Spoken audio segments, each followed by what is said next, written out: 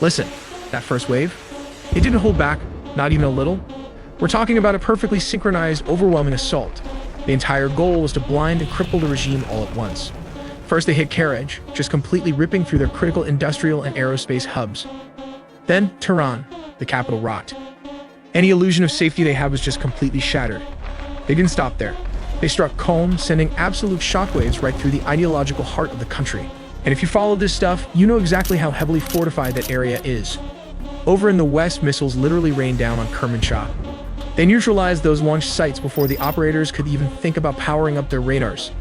And then there's Isfahan, the absolute crown jewel of their nuclear and drone programs. Heavily defended, didn't matter, it just lit up the night sky. But how did the US and Israel actually pull off a preemptive strike on Iran? First of all, look at this map. To make this happen, they didn't just rely on local land bases. They brought two massive floating cities right to Iran's doorstep. Down in the Arabian Sea, you've got the USS Abraham Lincoln Carrier Strike Group bearing down on the south and east. And over in the eastern Mediterranean, the biggest newest ship USS Gerald R. Ford. While Israeli jets flew all the way across the Middle East to reach Iranian airspace, timing was absolutely critical.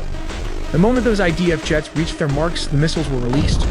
And that brings us to the most terrifying, complicated part of this entire operation, the synchronization. Military planners rely on a tactic called time on target. Look at this map. You have missiles firing from submarines, cruise missiles launching from escort ships, and massive payload drops from stealth bombers.